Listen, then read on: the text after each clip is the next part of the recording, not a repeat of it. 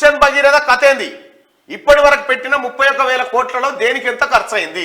అప్పులు ఎన్ని తెచ్చారు? కాంట్రాక్టు పనులు ఎవరికి ఇచ్చారు? ఎన్ని పైప్ లైన్లు వేశారు? ఆ పైపులు ఎక్కడి నుంచి తెచ్చారు? అధికారులను లెక్కలు అడిగిన CM Revanth Reddy fibre grid project పైన రిపోర్ట్ ఇవ్వాలని ఆదేశం. మిషన్ భగీరథ పథకంలో గోల్మాల్ జరిగినట్టు ఆరోపణలు, విచారణ చేయించే యోచనలో రాష్ట్ర ప్రభుత్వం.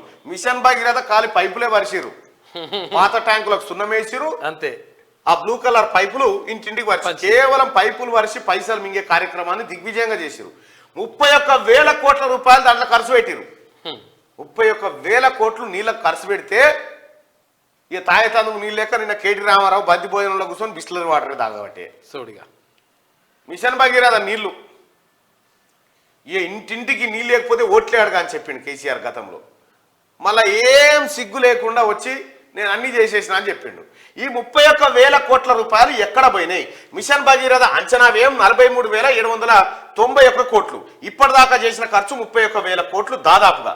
ఇక మిషన్ భగీరథ పథకం లెక్కలపై రాష్ట్ర ప్రభుత్వం దృష్టి పెట్టింది. గత బీఆర్ఎస్ సర్కార్ మొదలుపెట్టిన ఈ స్కీమ్లో గోల్మాల్ జరిగినట్టు ఆరోపణలు రావడంతో అన్ని లెక్కలు తెలుసుకునే పనిలో పడింది. ఇప్పటికే కాళేశ్వరం విద్యుత్ సంస్థలు సింగరేణిపై ఫోకస్ పెట్టిన ప్రభుత్వం ఇప్పుడు ఆ లిస్టులో మిషన్ భగీరథను కూడా చేర్చింది.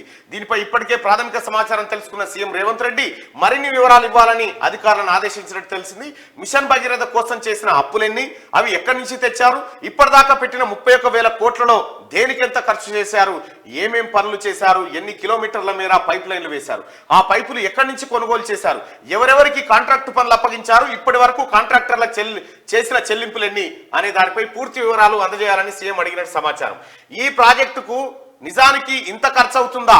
2014 వరకు గ్రామాల్లో ఉన్న ఇండ్లు ఎన్ని, అప్పటికి వాటిల్లో నల్లా కనెక్షన్ లేని ఇండ్లు ఎన్ని అనే వివరాలు కూడా ఇవ్వాలని ఆదేశించారు.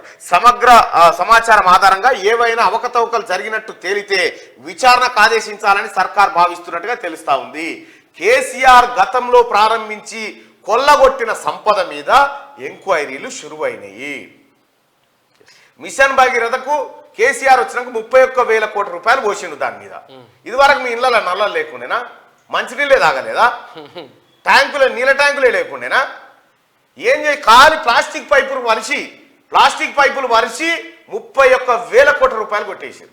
తలుగు కొనుకొచ్చి బర్రె వస్తుంది తలుగు కొనుకొచ్చారు. తలుగు తెచ్చి ముందుగాల కేసీఆర్ ఏం చేసినంటే మన ఇంటికాడికి వచ్చి ఫస్ట్ ఒక గడపార తీసుకొని గుంత తవ్వి దాంట్లో ఒక గుంజ వాతి దానికి తలుగు కట్టేసిండు. బర్రె వేస్తారంటే బర్రె వస్తుంది. ఫస్ట్ అయితే తలుగు తీసుకో, ఇక తాళంతే చేసిన బండి వస్తుంది. తాళం చే తీసుకో, బండి వేస్తారంటే బండి వస్తుంది. ఇగో ఈ కార్యక్రమాలు కేసీఆర్ స్కీమ్లు. షాంపిలే ఓన్లీ షాంపిలే. దీని మీద ఎంక్వైరీ జరగాల్సిందే. కేసీఆర్ కుటుంబాన్ని బీజేపీ కిషన్ రెడ్డి కాపాడుతానుకుంటుండగా నువ్వు కాపాడలేవు, అయిపోయింది.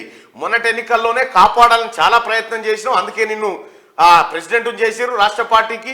నువ్వు కేసీఆర్ కోరిక మేరకు ప్రెసిడెంట్ అయినావు తప్ప బీజేపీ బలోపేతం కోసం కాలే.